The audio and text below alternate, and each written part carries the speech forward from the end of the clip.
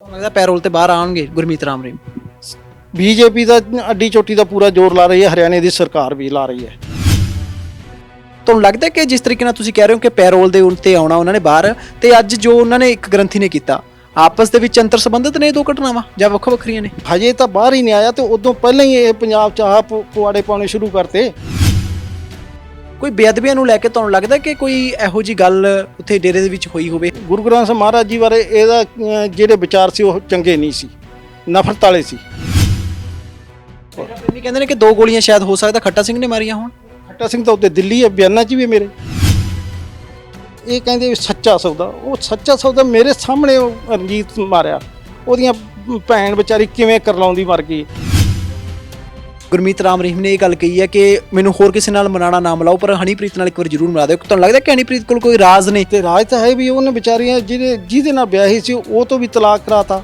ਹੁਣ ਡੇਰੇ 'ਚ ਵੀ ਜੇ ਉਹਨੂੰ ਇਸ ਪਦਵੀ ਨਾ ਮਿਲੂਗੀ ਤਾਂ ਹੋਰ ਜਾਊ ਕਿੱਧਰ? ਖੱਟਾ ਸਿੰਘ ਦੇ ਗੁਰਮੀਤ ਰਾਮ ਰਹੀਮ ਨਾਲ ਸੰਬੰਧ ਕਿਹੋ ਜਿਹੇ ਸੀ? ਬਹੁਤ ਵਧੀਆ। ਮੇਰੇ ਨਿੱਜੀ ਦੁਸ਼ਮਣੀ ਮੇਰੀ ਗੁਰਮੀਤ ਸਿੰਘ ਨਾਲ ਕਦੇ ਨਾ ਤੂੰ ਮੈਂ ਕਦੇ ਨਾ ਹੋਈ ਹੈ, ਨਾ ਕੋਈ ਗੱਲ ਹੋਈ ਹੈ। ਗੁਨਾਹਾਂ ਦੇ ਵਿੱਚ ਵੀ ਆਪ ਭਾਗੀਦਾਰ ਰਹੇ ਹੋ, ਬਾਅਦ ਦੇ ਵਿੱਚ ਆਪਣਾ ਬਚਾਅ ਕਰਨ ਲਈ ਸੀਬੀਆਈ ਕੋਲ ਚੱਲ ਗਏ ਖੱਟਾ ਸਿੰਘ। ਉਹ ਕਹਿੰਦੇ ਸਾਰਾ ਕੁਝ ਗਲਤ ਜੋ ਕੁਝ ਹੋਇਆ ਇਹਨਾਂ ਨੇ ਕੀਤਾ। ਮੈਂ ਇੱਕ ਵੀ ਕਿਤੇ ਦੱਸਦਾ ਨਾ, ਮੈਂ ਤਾਂ ਡੇਰੇ ਦੀ ਸੇਵਾ ਕਰਦਾ ਸੀ, ਮੇਰੀ ਕਿਸੇ ਨਾਲ ਕੀ ਦੁਸ਼ਮਣੀ ਸੀ? ਉਹ ਜਿਹੜੇ ਦੁਨੀਆ ਦੇ ਉੱਤੇ ਮੁਸੀਬਤ ਹੈ ਉਹ ਤਾਰਨ ਵਾਸਤੇ ਜੇਲ੍ਹ ਦੇ ਵਿੱਚ ਗਏ। ਉਹ ਜਾਂਦੇ ਫਿਰ ਬਲਾਤਕਾਰ ਕਰਕੇ ਥੋੜੇ ਜਾਣਾ ਸੀ। ਜੇ ਜਾਣਾ ਸੀ ਤਾਂ ਉਹ ਕਿਸੇ ਜੇਲ੍ਹ 'ਚ ਜਾ ਕੇ ਬਹਿੰਦੇ, ਤਿਹਾੜ ਜੇਲ੍ਹ 'ਚ ਜਾ ਵੜਦੇ। ਬੀਜੇਪੀ 14 'ਚ ਇਹਨਾਂ ਨੇ ਡਟ ਕੇ ਮਦਦ ਕੀਤੀ, ਹੁਣ ਆ ਪਿਛਲੀਆਂ ਇਲੈਕਸ਼ਨਾਂ 'ਚ ਡਟ ਕੇ ਮਦਦ ਕੀਤੀ। ਪਰ ਇਹਨੇ ਜਾਣ ਲੱਗੇ ਨੇ 40-45 ਬੰਦੇ ਮਰਵਾ ਗਿਆ, ਉਹ ਆਮ ਕੈਦੀਆਂ 'ਚ ਕਿਵੇਂ ਰਲ ਜੂ? ਆਖਰ ਕਦੋਂ ਤੁਹਾਨੂੰ ਪਤਾ ਲੱਗਿਆ ਕਿ ਡੇਰੇ ਦੇ ਵਿੱਚ ਸਭ ਕੁਝ ਗਲਤ ਹੋ ਰਿਹਾ, ਤੇ ਕਦੋਂ ਤੁਹਾਨੂੰ ਲੱਗਿਆ ਕਿ ਮੈਂ ਵੱਖ ਹੋ ਜਾ? ਤੁਸੀਂ ਕਹਿ ਰਹੇ ਹੋ ਕਿ ਬੀਜੇਪੀ ਦੇ ਨਾਲ ਸਮਝੌਤਾ ਹੋ ਗਿਆ, ਇਸ ਗੱਲ ਦਾ ਕੋਈ ਫੈਕਟ ਹੈਗਾ ਤੁਹਾਡੇ ਕੋਲੇ ਜਿਹੜਾ ਤੁਸੀਂ ਇਲਜ਼ਾਮ ਲਗਾ ਰਹੇ ਹੋ ਬੀਜੇਪੀ ਦੇ? ਕੁਛ ਦਿਨ ਠਹਿਰ ਜੋ, ਫੈਕਟ ਵੀ ਤੁਹਾਨੂੰ ਸਾਹਮਣੇ ਲਿਆ ਦਾਂਗੇ।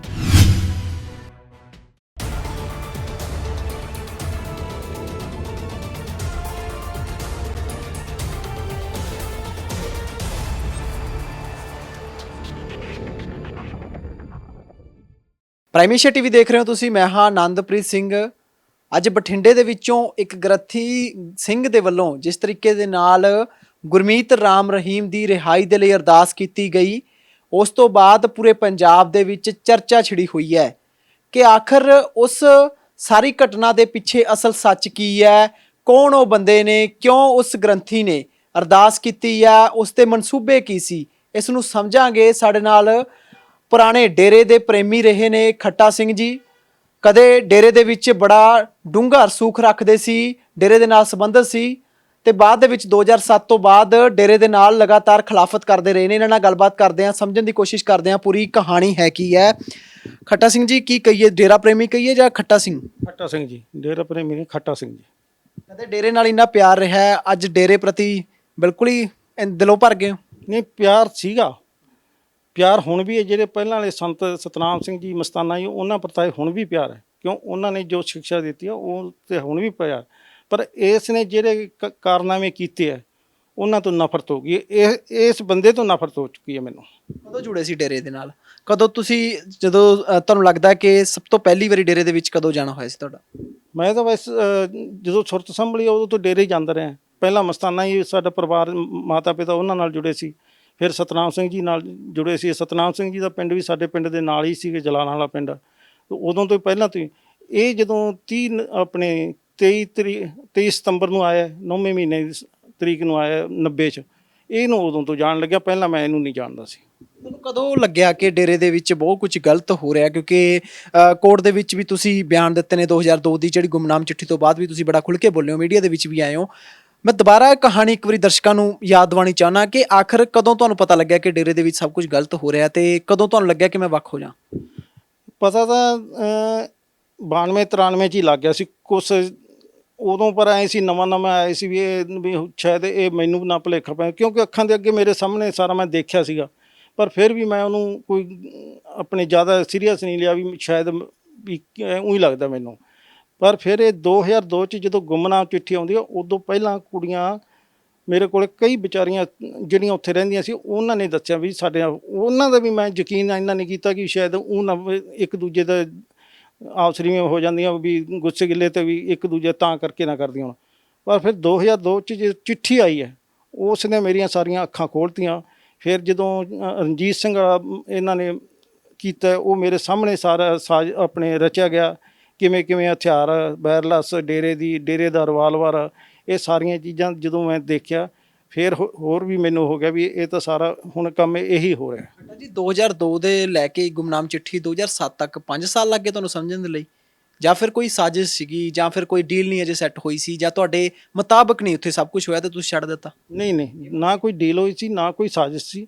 ਉਹ ਇਹ ਸੀ ਵੀ ਜਦੋਂ ਰਣਜੀਤ ਸਿੰਘ ਦਾ ਇੰਨਾ ਨਜ਼ਦੀਕੀ ਬੰਦਾ ਰਣਜੀਤ ਸਿੰਘ ਸੀਗਾ, ਜਦੋਂ ਇਹ ਗੱਡੀਆਂ ਚਾਹੇ ਇਹਦੇ ਨਾਲ 100 ਹੁੰਦੀ, ਚਾਹੇ 50 ਹੁੰਦੀਆਂ, ਚਾਹੇ 10 ਗੱਡੀਆਂ ਹੁੰਦੀਆਂ, ਇਹਦੇ ਆਉਂਦਾ, ਇਹਨੇ 2 ਕਮਰੇ ਉੱਤੇ ਬਕਾਇਦਾ ਸਪੈਸ਼ਲ ਬਣਾ ਕੇ ਰੱਖੇ ਸੀ। ਜਦੋਂ ਇਹਨੇ ਉਹਦੇ ਘਰੇ ਆਉਣਾ ਉਦੋਂ ਹੀ ਉਹ ਖੋਲ੍ਹਦਾ ਸੀ, ਜਦੋਂ ਇਹ ਉੱਤਰ ਕੇ ਪੌੜੀਆਂ ਤੋਂ ਥੱਲੇ ਚਲਾ ਜਾਂਦਾ ਨਾਲ ਦੀ ਨਾਲ ਤਾਲੇ ਲਾ ਦਿੰਦਾ ਸੀ।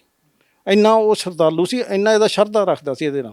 ਕਹਿੰਦੇ ਨੇ ਸੁਸਾਇਟੀ ਸੀਗੀ ਪਹਿਲਾਂ ਡੇਰਾ, ਫਿਰ ਬਾਅਦ ਦੇ ਵਿੱਚ ਟਰਸਟ ਬਣਿਆ ਤੇ ਟਰਸਟ ਹੀ ਨਹੀਂ ਤੁਹਾਨੂੰ ਬਣਾਇਆ ਗਿਆ, ਇਸ ਕਰਕੇ ਖਾਰ ਖਾਈ ਅੰਦਰੋਂ ਤੇ ਸੀਬੀਆਈ ਨਾਲ ਰਲ ਗਏ ਖੱਟਾ ਸਿੰਘ।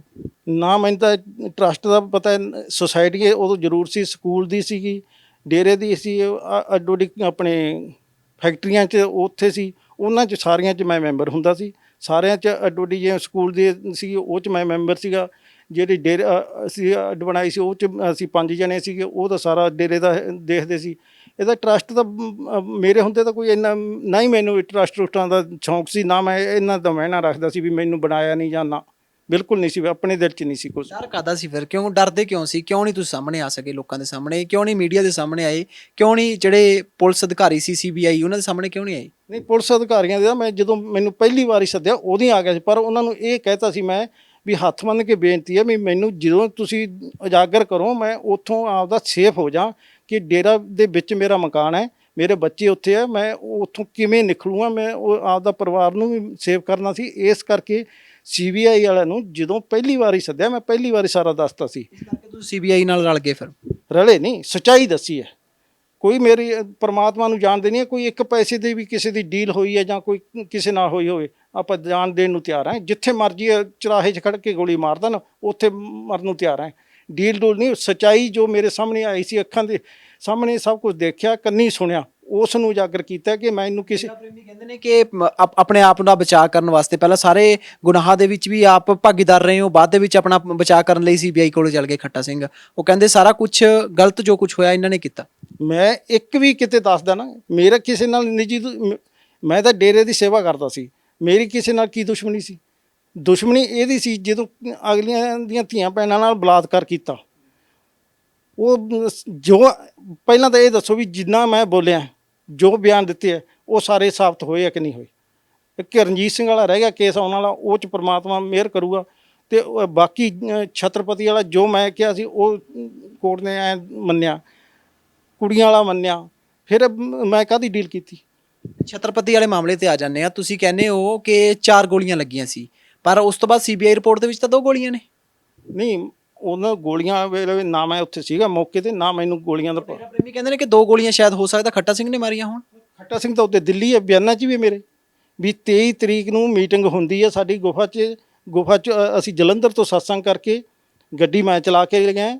ਜਦੋਂ ਗੁਫਾ 'ਚ ਗਏ ਆ, ਗੁਫਾ 'ਚ ਜਦੋਂ ਇਹਨੇ ਹਦਾਇਤ ਦਿੱਤੀ ਹੈ ਕ੍ਰਿਸ਼ਨ ਨੂੰ ਤੇ ਆਪਣੇ ਕੁਲਦੀਪ ਨੂੰ ਤੇ ਨਿਰਮਲ ਨੂੰ, ਇਹਨਾਂ ਨੂੰ ਰਿਵਾਲਵਰ ਆਪਣੇ ਸੀ ਕ੍ਰਿਸ਼ਨ ਲਾਲ ਦਾ, ਤੇ ਬਾਕੀ ਟਾਕੀ ਡੇਰੇ ਦੀ ਸੀ ਵਾਇਰਲੈਸ ਦੀ।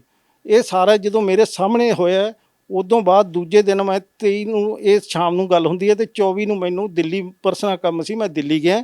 ਦਿੱਲੀ ਮੈਨੂੰ ਫੋਨ ਗਿਆ ਵੀ ਐਂ ਕਰਕੇ ਛਤਰਪਤੀ ਦੇ ਗੋਲੀਆਂ ਮਾਰੀਆਂ, ਔਰ ਫਿਰ ਮੇਰੇ ਉਹ ਸਾਰਾ ਸੀਨ ਜਿਹੜਾ ਗੁਫਾ ਦੇ ਵਿੱਚ ਸੀ ਉਹ ਮੇਰੇ ਸਾਹਮਣੇ ਆ ਗਿਆ ਵੀ ਕੱਲ੍ਹ ਸ਼ਾਮ ਨੂੰ ਤਾਂ ਇਹ ਗੱਲ ਹੋਈ ਹੈ ਵੀ ਕੀ ਤੁਸੀਂ ਕਰਨਾ ਹੈ, ਤੇ ਅੱਜ ਐਡੀ ਛੇਤੀ ਕੰਮ ਹੋ ਵੀ ਗਿਆ। 2007 ਤੋਂ ਪਹਿਲਾਂ ਜੇ ਮੈਂ ਪੁੱਛਾਂ ਖੱਟਾ ਸਿੰਘ ਦੇ ਗੁਰਮੀਤ ਰਾਮ ਰਹੀਮ ਨਾਲ ਸੰਬੰਧ ਕਿਹੋ ਜਿਹੇ ਸੀ? ਬਹੁਤ ਵਧੀਆ। ਮੇਰੇ ਨਿੱਜੀ ਦੁਸ਼ਮਣੀ ਮੇਰੀ ਗੁਰਮੀਤ ਸਿੰਘ ਨਾਲ ਕਦੇ ਨਾ ਤੂੰ ਮੈਂ ਕਦੇ ਨਾ ਹੋਈ ਹੈ, ਨਾ ਕੋਈ ਗੱਲ ਹੋਈ ਹੈ।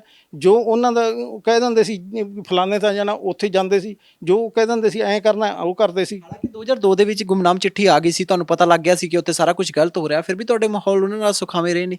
ਸਿਖਾਵੇਂ ਤਾਂ ਐਂ ਸੀ ਵੀ ਮੈਂ ਮੌਕੇ ਦੀ ਤਾਕਤ ਸੀ ਵੀ ਜਿਵੇਂ ਰਣਜੀਤ ਸਿੰਘ ਦੀ ਮੌਤ ਹੋਈ ਹੈ, ਰਾਮਚੰਦਰ ਛਤਰਪਤੀ ਦੀ ਹੋਈ ਹੈ, ਫਕੀਰ ਚੰਦ ਦੀ ਹੋਈ ਹੈ, ਵੀ ਇੱਕ ਦੋ ਹੋਰ ਵੀ ਮੈਂ ਹੁਣ ਦੱਸਣਾ ਲੋਕ ਇਹਨੇ ਬੰਦੇ ਭੇਜੇ ਜੀਂਦ ਕੇ ਪਤਾ ਨਹੀਂ ਕਿੱਥੇ, ਉੱਥੇ ਛੱਤ ਤੇ ਉਹਤੇ ਜਾ ਕੇ ਬੰਦੇ ਦੇ ਕੋਲੇ ਪਹੁੰਚ ਕੇ ਮਾਰਨ ਵਾਸਤੇ, ਤੇ ਇੰਨੇ ਡੇਰਿਓਂ ਇਹਨੂੰ ਫੋਨ ਆ ਗਿਆ ਵੀ ਹਜੇ ਨਹੀਂ ਕਰਨਾ, ਤੁਸੀਂ ਮੁੜ ਆਓ। ਇਹ ਜਦੋਂ ਅੱਖਾਂ ਦੇ ਅੱਗੇ ਹੋਵੇ ਨਾ, ਤੇ ਇਕੱਲਾ ਬੰਦਾ ਹੋਵੇ, ਪਰਿਵਾਰ ਹੋਵੇ, ਉਹ ਵੀ ਵਿੱਚ ਰਹਿੰਦਾ ਹੋਵੇ, ਉਦੋਂ ਬਹੁਤ ਸੋਚਣਾ ਪੈਂਦਾ ਵੀ ਜੇ ਮੈਂ ਉਹਦੀ ਕਰ ਲਾਂਦਾ ਤੇ ਅੱਜ ਜਿਹੜੇ ਇਲਜ਼ਾਮ ਤੇ ਮੈਂ ਪਹੁੰਚਿਆ ਇਸ ਤੇ ਮੈਂ ਪਹੁੰਚ ਨਹੀਂ ਸਕਦਾ ਸੀ। ਤੇ ਘਰ ਸੀਗਾ 35 ਕਿੱਲੇ ਜ਼ਮੀਨ ਸੀ, ਫਿਰ ਉਹ ਵੇਚਤੀ ਉੱਥੇ ਜਾਂ ਫਿਰ ਅਜੇ ਵੀ ਉੱਥੇ ਹੀ ਪਈ ਹੈ? ਨਹੀਂ ਜੀ, ਜ਼ਮੀਨ ਵੇਚਤੀ ਹੈ, ਘਰ ਵੀ ਵੇਚਤਾ, ਪਰ ਬਹੁਤ ਉਹ 'ਚ ਮੈਂ ਨੁਕਸਾਨ ਬਹੁਤ ਖਾਧਾ। ਪਰ ਪਰਮਾਤਮਾ ਨੂੰ ਮੈਂ ਤੇ ਗੁਰੂ ਰਾਮਦਾਸ ਮਹਾਰਾਜ ਜੀ ਦੇ ਫਿਰ ਵੀ ਚਰਨਾਂ 'ਚ ਅਰਦਾਸ ਕਰਦਾ ਵੀ ਮੈਂ ਜਿਹੜੇ ਮੇਰੀ ਕਿਸੇ ਨਾਲ ਭੋਰਾ ਭਰ ਵੀ ਦੁਸ਼ਮਣੀ ਨਹੀਂ ਸੀ, ਕਿਸੇ ਨਾਲ ਵੀ, ਜਾਂ ਕਿਸੇ ਨਾਲ ਕੋਈ ਖੜਕੜੀ ਹੋਈ ਉਹਦਾ ਕੋਈ ਬਦਲਾ ਬਿਲਕੁਲ ਨਹੀਂ ਸੀ। ਮੈਂ ਤਾਂ ਜੋ ਕੁੜੀਆਂ ਨੇ ਵਿਚਾਰੀਆਂ ਨੇ ਦੱਸਿਆ ਔਰ ਜੋ ਮੈਂ ਅੱਖੀਂ ਦੇਖਿਆ, ਕੰਨੀ ਸੁਣਿਆ, ਉਹ ਕੋਰਟ 'ਚ ਬਿਆਨ ਦਿੱਤੇ। ਮੈਂ ਕਿਸੇ ਦਾ ਮੈਨੂੰ ਕੋਈ ਇਸ ਤਰ੍ਹਾਂ ਨਹੀਂ ਸੀ ਵੀ ਮੈਂ ਇਹਨੂੰ ਐਂ ਕਰਨਾ ਜਾਂ ਐਂ ਕਰਨਾ। ਡੇਰਾ ਪ੍ਰੇਮੀਆਂ ਦੇ ਨਾਲ ਪਿਛਲੇ ਦਿਨਾਂ ਦੇ ਵਿੱਚ ਚੰਡੀਗੜ੍ਹ ਦੇ ਵਿੱਚ ਉਹਨਾਂ ਪ੍ਰੈਸ ਕਾਨਫਰੰਸ ਕੀਤੀ ਸੀ, ਮੈਂ ਉਹਨਾਂ ਨਾਲ ਗੱਲਬਾਤ ਕੀਤੀ ਇੰਟਰਵਿਊ ਦੇ ਵਿੱਚ। ਉਹ ਕਹਿੰਦੇ ਕਿ ਜਿਹੜੇ ਸਾਡੇ ਪਿਤਾ ਜੀ ਨੇ, ਉਹ ਕਹਿੰਦੇ ਨੇ ਸਾਡੇ ਪਿਤਾ ਜੀ ਨੇ, ਗੁਰਮੀਤ ਰਾਮ ਰਹੀਮ ਦੀ ਗੱਲ ਕਰ ਰਹੇ ਸੀ, ਉਹ ਕਹਿੰਦੇ ਨੇ ਕਿ ਉਹਨਾਂ ਨੂੰ ਜਾਣ ਕੇ ਫਸਾਇਆ ਗਿਆ, ਤੇ ਜਦੋਂ ਵੀ ਉਹ ਬਾਹਰ ਆਣਗੇ ਤੇ ਤੁਸੀਂ ਦੇਖ ਲਿਓ, ਸੱਚ ਇੱਕ ਦਿਨ ਸਾਹਮਣੇ ਤਾਂ ਆਈ ਜਾਣਾ। ਆਈ ਆਦੇ ਆ ਨਾ ਵੀ ਆਦੇ ਲੋਕ ਇਹ ਕਹਿੰਦੇ ਵੀ ਸੱਚਾ ਸੌਦਾ, ਉਹ ਸੱਚਾ ਸੌਦਾ ਮੇਰੇ ਸਾਹਮਣੇ ਉਹ ਰਣਜੀਤ ਮਾਰਿਆ, ਉਹਦੀਆਂ ਭੈਣ ਵਿਚਾਰੀ ਕਿਵੇਂ ਕਰਲਾਉਂਦੀ ਮਰ ਗਈ, ਔਰ ਛਤਰਪਤੀ ਮਾਰਿਆ, ਉਹ ਜਿਹੜੀਆਂ ਕੁੜੀਆਂ ਦੇ ਗੁਪਤਾ ਬੱਚੇਦਾਨੀਆਂ ਕੱਢੀਆਂ, ਉਹ ਪਿਤਾ ਜੀ ਨੇ। ਇਹ ਪਤਾ ਨਹੀਂ ਕਿਉਂ ਇਹ ਲੋਕਾਂ ਨੂੰ ਬੇਵਕੂਫ ਬਣਾਉਂਦੇ। ਸਾਰਾ ਕੁਝ ਉਹਦਾ ਹੋਇਆ, ਸਭ ਕੁਝ ਸਾਹਮਣੇ ਕੋਰਟਾਂ 'ਚ ਆ ਗਿਆ। ਇਹ ਤਾਂ ਕੋਰਟਾਂ ਨੂੰ ਵੀ ਕਹਿੰਦੇ ਵੀ ਕੋਰਟਾਂ ਨੇ ਗਲਤ ਕੀਤਾ। ਖੱਟੇ ਕੇ ਉਹ ਤਾਂ ਕਹਿੰਦੇ ਨੇ ਕਿ ਦੁਨੀਆ ਦੇ ਜਿਹੜੇ ਦੁੱਖ ਉਹ ਤਾਰਨ ਲਈ ਗਏ ਹੋਏ ਨੇ, ਤੇ ਉੱਥੇ ਜੇਲ੍ਹ ਦੇ ਵਿੱਚ ਜਿਹੜੇ ਦੁਨੀਆ ਦੇ ਉੱਤੇ ਮੁਸੀਬਤ ਹੈ ਉਹ ਤਾਰਨ ਵਾਸਤੇ ਜੇਲ੍ਹ ਦੇ ਵਿੱਚ ਗਏ ਨੇ। ਉਹ ਜਾਂਦੇ ਫਿਰ ਬਲਾਤਕਾਰ ਕਰਕੇ ਥੋੜ੍ਹੇ ਜਾਣਾ ਸੀ। ਜੇ ਜਾਣਾ ਸੀ ਤਾਂ ਉਹ ਕਿਸੇ ਜੇਲ੍ਹ 'ਚ ਜਾ ਕੇ ਬਹਿੰਦੇ, ਤਿਹਾੜ ਜੇਲ੍ਹ 'ਚ ਜਾ ਵੜਦੇ। ਫਿਰ ਬਲਾਤਕਾਰ ਕਰਕੇ ਦੋਸ਼ ਲਾ ਕੇ ਔਰ ਮਰਡਰ ਕਰਕੇ ਜਾਣਾ, ਤੇ ਉਹ ਕਿੱਧਰਲੇ ਸੰਤ ਆ ਗਏ।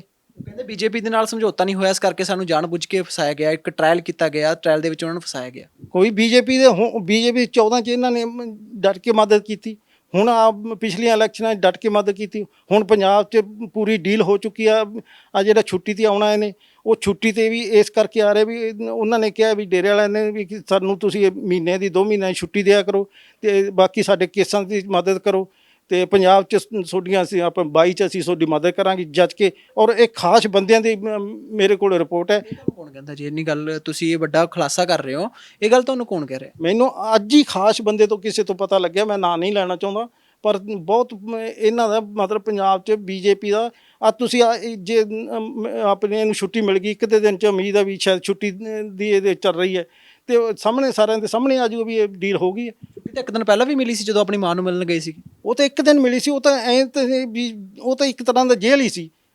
ਗੱਡੀ 'ਚ ਉਹਨਾਂ ਨੇ ਬਿਠਾਇਆ, ਬੰਦ ਸ਼ੀਸ਼ਿਆਂ ਵਾਲੇ, ਪਤਾ ਨਹੀਂ, ਜਾ ਕੇ ਉੱਥੇ ਆਪਣੇ ਹਸਪਤਾਲ 'ਚ ਥੱਲੇ ਤਾਰਿਆ, ਉੱਥੋਂ ਲਿਫਟ 'ਚ ਲਿਜਾ ਕੇ ਉੱਥੋਂ ਮਿਲ ਕੇ ਉਵੇਂ ਜੋ ਲਿਆ ਕੇ ਜੇਲ੍ਹ 'ਚ ਫੇਰ ਤਾਰਤਾ। ਜੇਲ੍ਹ ਮੰਤਰੀ ਕਹਿ ਰਹੇ ਨੇ ਕਿ ਆਮ ਕੈਦੀਆਂ ਵਰਗੇ ਹੀ ਨੇ, ਸਾਨੂੰ ਤਾਂ ਕੋਈ ਚੱਕਰ ਨਹੀਂ। ਜਿੱਦਾਂ ਉਹ ਆਮ ਕੈਦੀ ਮੰਨਦੇ ਨੇ ਕਿ ਗੁਰਮੀਤ ਰਾਮ ਰਹੀਮ ਵੀ ਆਮ ਕੈਦੀ ਹੈ, ਜੇ ਪੈਰੋਲ ਮੰਗਦਾ ਤੇ ਪੈਰੋਲ ਉਹ ਕੋਰਟ ਦਾ ਫੈਸਲਾ ਹੈ, ਕੋਰਟ ਦਵੇ ਨਾ ਦਵੇ। ਨਹੀਂ, ਫਿਰ ਆਮ ਕੈਦੀ ਜਿਹੜੇ ਆਮ ਕੈਦੀ ਆ ਉਹ ਮੰਨਦੇ ਆ ਵੀ ਉਹ ਕੋਈ ਗੁਨਾਹ ਕਰਕੇ ਜਾਂਦੇ ਆ, ਪਰ ਇਹਨੇ ਜਾਣ ਲੱਗੇ ਨੇ 40-45 ਬੰਦੇ ਮਰਵਾ ਗਿਆ, ਉਹ ਆਮ ਕੈਦੀਆਂ 'ਚ ਕਿਵੇਂ ਰਲ ਜੂ? ਜਿਹੜੇ ਇਹਦੇ ਇਸ਼ਾਰੇ 'ਤੇ ਇੰਨਾ ਕੁਛ ਹੋ ਗਿਆ, ਦੰਗੇ ਹੋ ਗਏ, ਲੋਕਾਂ ਦੇ ਸਾਹਾਂ 'ਚ ਸਾਹ ਆ ਗਏ ਵੀ ਪਤਾ ਨਹੀਂ ਕਦੋਂ ਪੰਚਕੂਲੇ 'ਚ ਕੀ ਹੋਊਗਾ। ਉਹ ਸਾਰਾ ਇਹਦੀ ਸਾਜ਼ਿਸ਼ ਨਾਲ ਹੋਇਆ, ਸਾਰਾ ਇਹ ਤੋਂ ਬਿਨਾਂ ਪੱਤਾ ਨਹੀਂ ਹਿਲਦਾ ਡੇਰੇ 'ਚ। ਜੇ ਬਾਹਰ ਆ ਗਏ ਤਾਂ ਤੁਹਾਨੂੰ ਲੱਗਦਾ ਕੀ ਹੈ, ਕੀ ਹੋ ਸਕਦਾ ਹੈਗਾ? ਕਿਉਂ ਇੰਨਾ ਬੁਖਲਾਹਟ ਦੇ ਵਿੱਚ ਕਿਉਂ ਲੱਗਦਾ ਕਿ ਜੇ ਬਾਹਰ ਆ ਜਾਂਦੇ ਨੇ ਤਾਂ ਕੀ ਨੁਕਸਾਨ ਕੀ ਹੋ ਜੂ? ਨੁਕਸਾਨ ਇੱਕ ਤਾਂ ਪਹਿਲਾਂ ਤਾਂ ਕਰੋਨਾ ਦਾ ਹੋਊਗਾ, ਜਿਹੜੇ ਸਰਕਾਰਾਂ ਫਿਰਦੀਆਂ ਨਾ ਵੀ ਉਹ ਇੱਕ ਬੰਦੇ ਨੂੰ ਬਚਾਉਂਦੀਆਂ, ਉੱਥੇ ਜਦੋਂ ਹਜ਼ਾਰਾਂ ਬੰਦੇ ਆ ਕੇ ਖੜੇ ਹੋ ਗਏ ਤੇ ਉਹ ਹੋਊਗਾ। ਦੂਜੇ ਨੰਬਰ 'ਤੇ ਜਿਹੜਾ ਇਹਨੇ ਆ ਜਾਣਾ ਤਾਂ ਹੋ ਸਕਦਾ ਇਹ ਕਿਤੇ ਨਾ ਕਿਤੇ ਉੱਥੋਂ ਨਿਕਲ ਕੇ ਮੁੜ ਕੇ ਪ੍ਰਸ਼ਾਸਨ ਦੇ ਹੱਥ ਵੀ ਨਾ ਆਵੇ, ਔਰ ਉਦੋਂ ਜਦੋਂ ਫਿਰ ਹਾਲਾਤ ਵਿਗੜਨਗੇ ਪੰਜਾਬ ਹਰਿਆਣਾ ਸਾਰੇ, ਉਹ ਦੇਖਿਆ ਵੀ ਨਹੀਂ ਜਾਣਾ ਆਪਾਂ ਤੋਂ। ਜੇ ਔਰ ਇਹ ਬੰਦਾ ਇਹਨੂੰ ਆਪਾਂ ਕਹਿ ਦਈਏ ਨਾ ਵੀ ਸੁਧਰ ਗਿਆ ਜੇਲ੍ਹ 'ਚ 3 ਸਾਲਾਂ ਦਾ, ਜਾਂ ਇਹ ਬੰਦਾ ਅੱਜ ਨਾ ਸੁਧਰੇ ਨਾ ਕੱਲ੍ਹ ਸੁਧਰੇ, ਜਦੋਂ ਆ ਗਿਆ ਇਹਨੇ ਕੋਈ ਨਾ ਕੋਈ ਪਵਾੜਾ ਪਾਉਣਾ ਹੀ ਪਾਉਣਾ ਹੈ। ਬੇਟਾ ਸਿੰਘ ਜੀ, ਮੈਂ ਤੁਹਾਨੂੰ ਪੁੱਛਣਾ ਚਾਹੁੰਦਾ ਹੈਗਾ, ਕਿਉਂ ਇੱਕ ਗੱਲ ਸਮਝਾਓ ਮੈਨੂੰ ਕਿ ਅੱਜ ਬਠਿੰਡੇ ਦੇ ਵਿੱਚ ਇੱਕ ਗ੍ਰੰਥੀ ਸਿੰਘ ਦੇ ਵੱਲੋਂ ਇੱਕ ਕਰਤੂਤ ਕੀਤੀ ਗਈ, ਜਿਸ ਤਰੀਕੇ ਨਾਲ ਉਹਨਾਂ ਨੂੰ ਅਕਾਲ ਤਖਤ ਸਾਹਿਬ ਦੇ ਵੱਲੋਂ ਤਲਬ ਕੀਤਾ ਗਿਆ ਕਿ ਉਹਨਾਂ ਦਾ ਕੋਈ ਸਿੱਖਾਂ ਦੇ ਨਾਲ ਕੋਈ ਸੰਬੰਧ ਨਹੀਂ, ਪਰ ਗੁਰਦੁਆਰਾ ਸਾਹਿਬ ਦੇ ਵਿੱਚ ਅਰਦਾਸ ਕਰਨੀ, ਮਤਲਬ ਜਿਹੜੇ ਸਿੱਖ ਜਗਤ ਦੀਆਂ ਲੋਕ ਨੇ, ਜਿਹੜੇ ਸਿੱਖ ਨੇ, ਉਹਨਾਂ ਦੇ ਜਿਹੜੇ ਹਿਰਦੇ ਉਹ ਵਲੁੰਧਰੇ ਗਏ ਨੇ ਇਸ ਗੱਲ ਦੇ ਨਾਲ, ਕਿਉਂਕਿ ਪਹਿਲਾਂ ਵੀ ਬਹੁਤ ਸਿੱਖਾਂ ਦੇ ਨਾਲ ਕੰਟਰਡਿਕਸ਼ਨ ਉਹਨਾਂ ਦੀ ਹਮੇਸ਼ਾ ਚੱਲ ਰਹੀ ਹੈ। ਤੁਹਾਨੂੰ ਲੱਗਦਾ ਕਿ ਜਿਸ ਤਰੀਕੇ ਨਾਲ ਤੁਸੀਂ ਕਹਿ ਰਹੇ ਹੋ ਕਿ ਪੈਰੋਲ ਦੇ ਉੱਤੇ ਆਉਣਾ ਉਹਨਾਂ ਨੇ ਬਾਹਰ, ਤੇ ਅੱਜ ਜੋ ਉਹਨਾਂ ਨੇ ਇੱਕ ਗ੍ਰੰਥੀ ਨੇ ਕੀਤਾ, ਆਪਸ ਦੇ ਵਿੱਚ ਅੰਤਰ ਸੰਬੰਧਿਤ ਨੇ ਇਹ ਦੋ ਘਟਨਾਵਾਂ ਜਾਂ ਵੱਖੋ ਵੱਖਰੀਆਂ ਨੇ? ਸਾਰੀਆਂ ਇੱਕੋ ਹੀ ਹੈ। ਇਹ 'ਚ ਜਿਹੜਾ ਆਪਣੇ ਉਹਦੀ ਪੂਰੀ ਜਾਂਚ ਹੋਣੀ ਚਾਹੀਦੀ ਹੈ। ਮੈਂ ਤਾਂ ਇਹ ਕਹਿਣਾ ਵੀ ਇੱਕ ਆਪਣੇ ਬਾਣੀਆਂ ਦੇ ਮੁੰਡੇ ਆ ਮਲੋਟ ਦੇ, ਉਹਨਾਂ ਨੂੰ ਇੱਕ ਦਾ ਤਾਂ ਪਵਨ ਖਾਨ ਰੱਖਿਆ, ਇੱਕ ਦਾ ਕੇਵਲ ਖਾਨ ਰੱਖਿਆ। ਹੋ ਸਕਦਾ ਬੰਦਾ ਇਹਨਾਂ ਦਾ ਹੀ ਹੋਵੇ, ਉਹਦੇ ਸਾਰਾ ਬਾਣਾ ਪਵਾ ਕੇ ਖਾਲਸਾ ਤੇ ਸਾਰਾ ਕੁਝ ਕਰਕੇ, ਤੇ ਇਹ ਤੋਂ ਅੱਛਾ ਫਿਰ ਬੀਜੇਪੀ ਦੀ ਉਹ ਤਾਰੀਫ ਕਰ ਰਹੇ। ਉਹ ਸਾਹਮਣੇ ਆ ਗਿਆ ਵੀ ਜਿਹੜਾ ਆਪਣੀ ਛੁੱਟੀ ਉਹਨੂੰ ਮਿਲ ਰਹੀ ਹੈ, ਉਹ ਬੀਜੇਪੀ ਦੀ ਸਾਰੀ ਪ੍ਰਧਾਨ ਮੰਤਰੀ ਫਲਾਨਾ ਜੀ ਧਮਕਾ, ਉਹ ਸਾਰਾ ਬੀਜੇਪੀ ਦੇ ਗੁਣ ਸੈਟਿੰਗ ਸਾਰੀ ਹੋ ਚੁੱਕੀ ਹੈ, ਪਹਿਲਾਂ ਸੈਟਿੰਗ ਹੋ ਚੁੱਕੀ ਹੈ। ਇਹ ਜਿਹੜੇ ਆ ਹਜੇ ਤਾਂ ਬਾਹਰ ਹੀ ਨਹੀਂ ਆਇਆ, ਤੇ ਉਦੋਂ ਪਹਿਲਾਂ ਹੀ ਇਹ ਪੰਜਾਬ 'ਚ ਆਹ ਪੁਆੜੇ ਪਾਉਣੇ ਸ਼ੁਰੂ ਕਰਤੇ, ਆਪਣੇ ਇਸ ਤਰ੍ਹਾਂ ਦੇ ਬੋਲਣਾ ਸ਼ੁਰੂ ਕਰਤਾ। ਤੇ ਜੇ ਪੰਜਾਬ 'ਚ ਆ ਗਿਆ ਤੇ ਨਾਲੇ ਇਹਨਾਂ ਨੇ ਰਹਿਣਾ ਸੱਚੇ ਵੀ ਅਸੀਂ ਤਾਂ ਕਿਸੇ ਨੂੰ ਕਹਿੰਦੀ ਨਹੀਂ ਕੁਛ, ਤੇ ਇਹ ਜਿਹੇ ਬੰਦਿਆਂ ਨੇ ਉਂਗਲਾਂ ਲਾ ਲਾ ਕੇ ਪੰਜਾਬ 'ਚ ਕੰਮ ਵਿਗਾੜਨਾ ਹੈ। ਤੁਹਾਡੀ ਇਸ ਗੱਲ ਤੇ ਯਕੀਨ ਕਿੱਦਾਂ ਕਰੀਏ? ਤੁਸੀਂ ਕਹਿ ਰਹੇ ਹੋ ਕਿ ਬੀਜੇਪੀ ਦੇ ਨਾਲ ਸਮਝੌਤਾ ਹੋ ਗਿਆ, ਇਸ ਗੱਲ ਦਾ ਕੋਈ ਫੈਕਟ ਹੈਗਾ ਤੁਹਾਡੇ ਕੋਲੇ ਜਿਹੜਾ ਤੁਸੀਂ ਇਲਜ਼ਾਮ ਲਗਾ ਰਹੇ ਹੋ ਬੀਜੇਪੀ ਦੇ ਉੱਤੇ? ਕੁਛ ਦਿਨ ਠਹਿਰ ਜੋ, ਫੈਕਟ ਵੀ ਤੁਹਾਨੂੰ ਸਾਹਮਣੇ ਲਿਆ ਦਾਂਗੇ।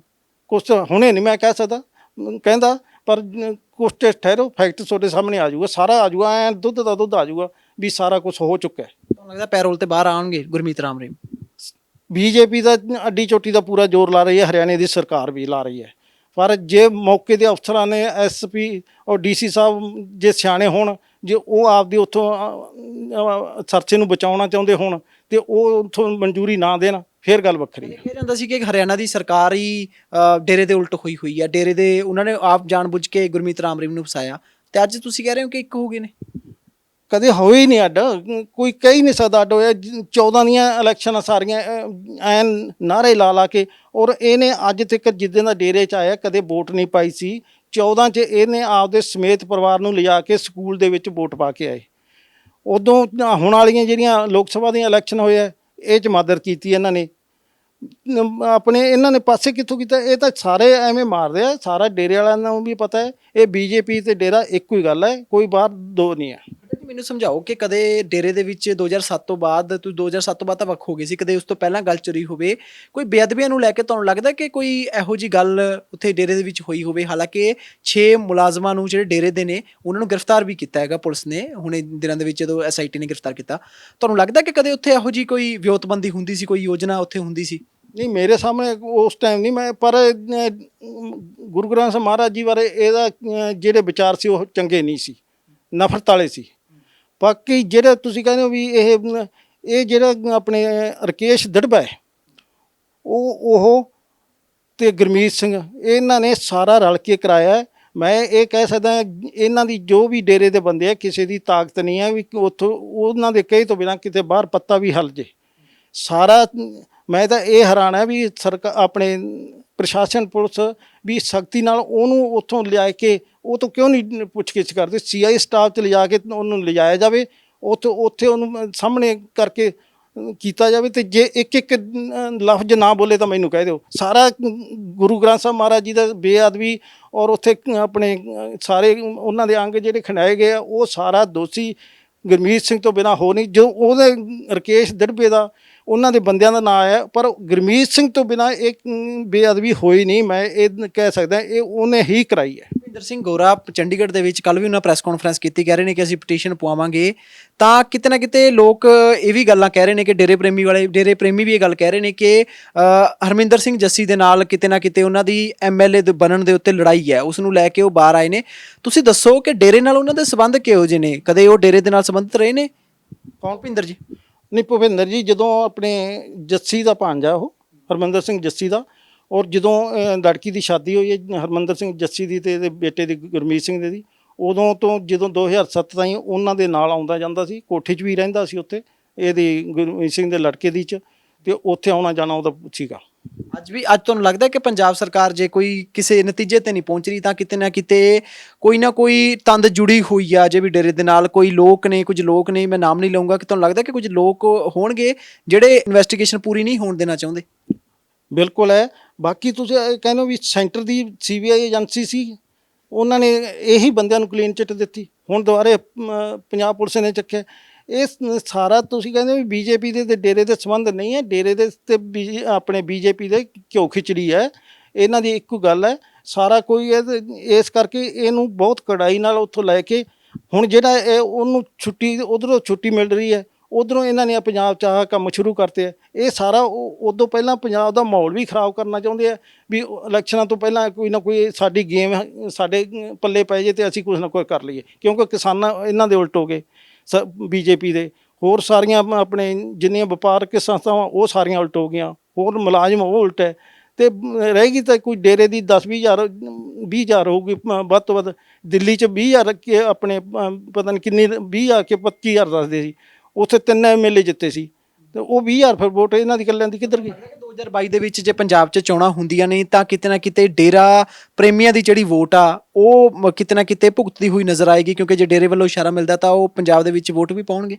ਲੱਗਦਾ ਕਿ ਨੁਕਸਾਨ ਹੋ ਗਿਆ, ਤੁਸੀਂ ਕਹਿੰਦੇ ਹੋ ਕਿ ਹੁਣ ਤਾਂ ਪੰਜਾਬ ਦੇ ਵਿੱਚ ਉਹਨਾਂ ਦੇ ਸਮਰਥਕ ਨਹੀਂ ਰਹੇ। ਨਹੀਂ, ਸਮਰਥਕ ਜਿਹੜੇ ਤਾਂ ਹੈਗੇ ਉਹ ਤਾਂ ਪਾਉਣਗੇ ਨਾ, ਜਿਹੜੇ ਹੈਗੇ ਉਹ ਤਾਂ ਪਾਉਣਗੇ, ਕਿਉਂਕਿ ਇਸ ਟਾਈਮ ਹੈ ਜਿਹੜਾ ਇਹਨਾਂ ਦੀ ਡੀਲ ਹੋ ਚੁੱਕੀ ਹੈ। ਔਰ ਉਹ ਹੋਈ ਹੈ ਡੀਲ ਕਿਹੜੀ ਸਰਕਾਰ ਨਾਲ ਹੋਈ ਹੈ, ਕਿਹੜੀ ਪਾਰਟੀ ਨਾਲ? ਸਰਕਾਰ ਪੰਜਾਬ ਦੇ ਕੁਝ ਮਿਨਿਸਟਰ ਬੀਜੇਪੀ ਦੇ ਕੁਝ ਬੰਦੇ ਗਏ ਆ, ਔਰ ਹਰਿਆਣੇ ਦੇ ਮਿਨਿਸਟਰ ਗਏ ਆ, ਇਹਨਾਂ ਨਾਲ ਸਾਰੀ ਬੈਠ ਕੇ ਇਹਨਾਂ ਦੀ ਡੀਲਿੰਗ ਹੋ ਚੁੱਕੀ ਹੈ। ਔਰ ਉਹਨੂੰ ਇਸੇ ਕਰਕੇ ਉਹਨੂੰ ਸਾਰਾ, ਮੈਨੂੰ ਤਾਂ ਇਹ ਵੀ ਕਿਸੇ ਨੇ ਦੱਸਿਆ ਵੀ ਜਿਹੜਾ ਉੱਥੇ ਹਸਪਤਾਲ 'ਚ ਲਿਆਂਦਾ ਗਿਆ ਉੱਥੇ ਕੰਮ ਹੀ ਇਹ ਹੋਇਆ ਕਿ ਪਤਾ ਨਹੀਂ ਇਹ, ਪਰ ਦੱਸਣ ਵਾਲੇ ਕੁਛ ਇਹ ਦੱਸ ਰਹੇ ਵੀ ਉੱਥੇ ਪਹਿਲਾਂ ਇਹਨਾਂ ਦੇ ਬੀਜੇਪੀ ਦੇ ਬੰਦੇ ਉੱਥੇ ਹਸਪਤਾਲ ਪਹੁੰਚ ਗਏ ਸੀ ਔਰ ਬਾਅਦ 'ਚ ਇਹਨੂੰ ਉੱਥੇ ਲਿਆਂਦਾ ਗਿਆ। ਵੀ ਜੇਲ੍ਹ 'ਚ ਲਿਜਾਂਦੇ ਤਾਂ ਉੱਥੇ ਸਾਰਾ ਮੀਡੀਆ ਨੇ ਉਸੇ ਟਾਈਮ ਚੱਕ ਲੈਣੇ ਸੀ, ਉਦੋਂ ਪਹਿਲਾਂ ਦੇ ਵੀ ਬੰਦੇ ਉੱਥੇ ਪਹੁੰਚ ਗਏ ਤੇ ਉਦੋਂ ਬਾਅਦ ਇਹ ਮੀਟਿੰਗਾਂ ਹੋਈਆਂ। ਇਹ ਵੀ ਦੱਸਣ ਵਾਲੇ ਤਾਂ ਦੱਸਦੇ ਆ। ਹੁਣ ਡੇਰੇ ਦਾ ਪ੍ਰਬੰਧ ਕੌਣ ਚਲਾ ਰਿਹਾ? ਤੁਹਾਨੂੰ ਕੀ ਲੱਗਦਾ ਕਿ ਡੇਰੇ ਦੇ ਵਿੱਚ ਹੁਣ ਹਨੀਪ੍ਰੀਤ ਦਾ ਧੜਾ ਮਜ਼ਬੂਤ ਆ ਜਾਂ ਕੋਈ ਹੋਰ ਧੜਾ ਹੈ ਜਿਹੜਾ ਉੱਥੇ ਮਜ਼ਬੂਤ ਹੈ? ਕਿਉਂਕਿ ਪਿਛਲੇ ਦਿਨਾਂ ਦੇ ਵਿੱਚ ਚੰਡੀਗੜ੍ਹ ਦੇ ਵਿੱਚ ਪ੍ਰੈਸ ਕਲੱਬ ਦੇ ਵਿੱਚ ਜਦੋਂ ਆਏ ਸੀਗੇ ਉਹ ਡੇਰਾ ਪ੍ਰੇਮੀ ਸੀ, ਪਰ ਉਹ ਡੇਰੇ ਤੋਂ ਵੱਖਰੇ ਨੇ, ਪਰ ਕਹਿੰਦੇ ਨੇ ਕਿ ਗੁਰਮੀਤ ਰਾਮ ਰਹੀਮ ਸਾਡਾ ਗੁਰੂ ਆ। ਤਾਂ ਤੁਹਾਨੂੰ ਲੱਗਦਾ ਕੀ ਹੈ ਇਸ ਵੇਲੇ ਡੇਰਾ ਕੌਣ ਚਲਾ ਰਿਹਾ? ਡੇਰੇ ਦੇ ਮਾਸਟਰ ਮਾਈਂਡ ਕੌਣ ਆ? ਜ਼ਿਆਦਾ ਤਾਂ ਦੋ ਹੈ ਉੱਥੇ, ਇੱਕ ਤਾਂ ਮੋਹਨ ਸਿੰਘ ਤੇ ਆਪਣੇ ਦੀਵਾਨਾ ਸੁਖਦੇਵ ਦੀਵਾਨਾ ਤੇ ਗੁਰਦਾਤ, ਤੇ ਇਹ ਉੱਥੇ ਹੈਗੇ ਹੁਣ ਜੋ ਵੀ ਉੱਥੇ ਕੰਮ ਧੰਦਾ ਚੱਲਦਾ ਇਹ ਚਲਾ ਰਹੇ। ਪਰ ਪਿੱਛੋਂ ਹਨੀਪ੍ਰੀਤ ਦਾ ਵੀ ਪੂਰਾ ਜ਼ੋਰ ਹੈ। ਹਨੀਪ੍ਰੀਤ ਦਾ ਕਿਉਂਕਿ ਗੁਰਮੀਤ ਸਿੰਘ ਦਾ ਉਹਨੂੰ ਥਾਪੜਾ ਹੈ ਵੀ ਉਹ ਉਹਦੇ ਸਹਾਰੇ ਤੇ ਚੱਲ ਰਹੀ ਹੈ, ਇਸ ਕਰਕੇ ਦੋ ਗਰੁੱਪ ਹੈ, ਦੋਨੇ ਚਲਾ ਰਹੇ ਆ। ਸੋਸ਼ਲ ਮੀਡੀਆ ਤੇ ਚਰਚਾ ਚੱਲੀ ਸੀ, ਪਤਾ ਨਹੀਂ ਗੱਲ ਦੇ ਵਿੱਚ ਕਿੰਨੀ ਕੁ ਸੱਚਾਈ ਹੈ, ਕਿ ਉੱਥੇ ਗੁਰਮੀਤ ਰਾਮ ਰਹੀਮ ਨੇ ਇਹ ਗੱਲ ਕਹੀ ਹੈ ਕਿ ਮੈਨੂੰ ਹੋਰ ਕਿਸੇ ਨਾਲ ਮਨਾਣਾ ਨਾ ਮਿਲਾਓ, ਪਰ ਹਨੀਪ੍ਰੀਤ ਨਾਲ ਇੱਕ ਵਾਰ ਜ਼ਰੂਰ ਮਿਲਾ ਦਿਓ। ਤੁਹਾਨੂੰ ਲੱਗਦਾ ਕਿ ਹਨੀਪ੍ਰੀਤ ਕੋਲ ਕੋਈ ਰਾਜ਼ ਨੇ ਜਿਹੜਾ ਮੁੜ ਕੇ ਉਹ ਚਾਹੁੰਦੇ ਨੇ ਕਿ ਹਨੀਪ੍ਰੀਤ ਨੂੰ ਮੈਂ ਮਿਲ ਲਵਾਂ, ਹਨੀਪ੍ਰੀਤ ਨੂੰ ਕੋਈ ਗੱਲਬਾਤ? ਤੁਹਾਨੂੰ ਲੱਗਦਾ ਕੁਝ ਹੈ ਇਹੋ ਜਿਹੀ ਗੱਲਬਾਤ? ਤੇ ਰਾਜ ਤਾਂ ਹੈ ਵੀ ਉਹਨੇ ਵਿਚਾਰੀਆਂ ਜਿਹਦੇ ਨਾਲ ਵਿਆਹੀ ਸੀ ਉਹ ਤੋਂ ਵੀ ਤਲਾਕ ਕਰਾਤਾ। ਹੁਣ ਡੇਰੇ 'ਚ ਵੀ ਜੇ ਉਹਨੂੰ ਇਸ ਪਦਵੀ ਨਾ ਮਿਲੂਗੀ ਤਾਂ ਹੋਰ ਜਾਊ ਕਿੱਧਰ? ਸਾਰੇ ਰਾਜ ਤਾਂ ਉਹਦੇ ਕੋਲ ਹੀ ਹੈ। ਫਿਲਮਾਂ ਜੋ ਬਣੀਆਂ ਉਹ 'ਚ ਜੋ ਕੁਛ ਹੁੰਦਾ ਰਿਹਾ, ਜਾਂ ਜਿੱਥੇ ਕੋਈ ਹੋਟਲਾਂ 'ਚ ਜੋ ਹੁੰਦਾ ਰਿਹਾ, ਉਹ ਸਾਰਾ ਰਾਜ ਉਹਦੇ ਕੋਲ ਹੀ ਹੈ। ਉਹਨੂੰ ਉਹਨਾਂ ਦੇ ਬਸ ਪਾਸੇ ਕਰਨਾ ਤਾਂ ਇਹਦੇ ਵਾਸਤੇ ਬਹੁਤ ਵੱਡੀ ਆਫਤ ਆਉਣ ਵਾਲੀ ਹੈ। ਖੱਟਰ ਸਿੰਘ ਜੀ, ਤੁਹਾਨੂੰ 14 ਸਾਲ ਹੋ ਗਏ ਵੱਖਰੇ ਹੋਏ ਨੂੰ, ਪਰ ਤੁਹਾਨੂੰ ਨਹੀਂ ਲੱਗਦਾ ਕਿ ਹਜੇ ਤੱਕ ਤੁਸੀਂ ਲੋਕਾਂ ਨੂੰ ਨਹੀਂ ਸਮਝਾ ਸਕੇ? ਬਲਾਤਕਾਰ ਦੇ ਵਿੱਚ ਉਹ ਅੰਦਰ ਨੇ, ਕਤਲ ਦੇ ਕੇਸ ਦੇ ਵਿੱਚ ਅੰਦਰ ਨੇ, ਤਾਂ ਤੁਹਾਨੂੰ ਨਹੀਂ ਲੱਗਦਾ ਕਿ ਅਜੇ ਵੀ ਲੋਕ ਉਹਨਾਂ ਦੇ ਨਾਲ ਕਿਉਂ ਜੁੜੇ ਹੋਏ ਨੇ? ਕਿਉਂ ਨਹੀਂ ਉਹਨਾਂ ਤੋਂ ਬੇਮੁਖ ਹੋਏ? ਬਹੁਤ ਜ਼ਿਆਦਾ ਬੇਮੁਖ ਹੋ ਚੁੱਕੇ ਆ। ਕੁਛ ਬੰਦਿਆਂ ਦੀਆਂ ਕੋਈ ਪੰਜਾਬ ਰਾਜਸਥਾਨ, ਕੁਛ ਬੰਦਿਆਂ ਦੀਆਂ ਜਿਵੇਂ ਡੇਰੇ 'ਚ ਕੋਠੀਆਂ ਫਲੈਟ ਹੈ ਤੇ ਫੈਕਟਰੀਆਂ ਹੈ, ਉਹਨਾਂ 'ਚ ਕਿਸੇ ਦਾ 10 ਲੱਖ, ਕਿਸੇ ਦਾ ਕਰੋੜ, ਕਿਸੇ ਦਾ 2 ਕਰੋੜ, ਕਿਸੇ ਜਿਹੜੇ ਫਲੈਟ ਲਏ ਆ ਉਹਨਾਂ 'ਚ ਅਗਲਿਆਂ ਦੇ ਕਿਸੇ ਦਾ 20 ਲੱਖ, ਕਿਸੇ ਦਾ 50 ਲੱਖ। ਉਹਨਾਂ ਦੇ ਪੱਲੇ ਰਜਿਸਟਰੀ ਨਹੀਂ, ਕੁਛ ਨਹੀਂ ਉਹਨਾਂ ਕੋਲੇ, ਸਿਰਫ ਪੈਸਾ ਗਿਆ। ਅੱਜ ਜੇ ਉਹਨੂੰ ਛੱਡਦੇ ਆ ਤਾਂ ਉਹ ਪੈਸਾ ਵੀ ਜਾਂਦਾ ਹੈ, ਘਰ ਵੀ ਜਾਂਦਾ ਹੈ। ਇਸ ਕਰਕੇ ਉਹਨਾਂ ਨਾਲ ਜੁੜੇ ਆ। ਬਹੁਤ ਜ਼ਿਆਦਾ ਲੋਕ ਟੁੱਟ ਚੁੱਕੇ ਆ, ਗਿਣਤੀ ਦੇ ਬੰਦੇ ਰਹਿ ਗਏ। ਤੁਹਾਨੂੰ ਅਫਸੋਸ ਹੁੰਦਾ ਕਿ ਤੁਸੀਂ ਆਪਣੀ ਜ਼ਿੰਦਗੀ ਦੇ ਜਿਹੜੇ ਕਈ ਸਾਲ ਉੱਥੇ ਗੁਜ਼ਾਰੇ ਨੇ, ਉਹਦਾ ਅਫਸੋਸ ਹੈ ਤੁਹਾਨੂੰ? ਬਿਲਕੁਲ ਅਫਸੋਸ ਹੈ, ਕਿਉਂਕਿ ਜਿਹੜੇ ਪਹਿਲਾਂ ਸਤਨਾਮ ਸਿੰਘ ਜੀ ਔਰ ਉਹਨਾਂ ਨਾਲ ਜੋ ਗੁਜ਼ਾਰਿਆ ਉਹਨਾਂ ਦੀ ਖੁਸ਼ੀ ਹੈ, ਪਰ ਇਸ ਦੇ ਨਾਲ ਜਿਹੜੇ 30 ਸਾਲ ਇਹਨੂੰ ਗੁਰੂ ਮੰਨ ਕੇ ਤੇ ਇਹਦੇ ਪਿੱਛੇ ਲੱਗ ਕੇ ਬਹੁਤ ਪਛਤਾਵਾ। ਕਈ ਵਾਰ ਤਾਂ ਰਾਤ ਨੂੰ ਅੱਖ ਖੁੱਲ੍ਹ ਜਾਏ, ਜੇ ਇਹ ਰੀਲ ਚੜ੍ਹ ਜੇ ਤਾਂ ਨੀਂਦ ਵੀ ਨਹੀਂ ਆਉਂਦੀ ਵੀ ਐਸੇ ਬਲਾਤਕਾਰੀ ਔਰ ਐਸੇ ਕਾਤਲੀ ਬੰਦੇ ਨਾਲ ਬਗੈਰ ਮਤਲਬ ਤੋਂ ਧੱਕੇ ਖਾਧੇ, ਬਗੈਰ ਮਤਲਬ ਤੋਂ ਕਾਰੋਬਾਰ ਦਾ ਕੰਮ ਛੱਡਿਆ ਤੇ ਆਪਦੀਆਂ ਜਾਇਦਾਦਾਂ ਵੀ ਗਵਾ ਬੈਠੇ, ਘਰ ਵੀ ਆਪਦੇ ਪਿੰਡ ਏਰੀਆ ਵੀ ਛੱਡ ਕੇ ਕਿਤੇ ਦੂਜੇ ਸਟੇਟ 'ਚ ਆ ਕੇ ਬੈਠਣਾ ਪੈ ਗਿਆ।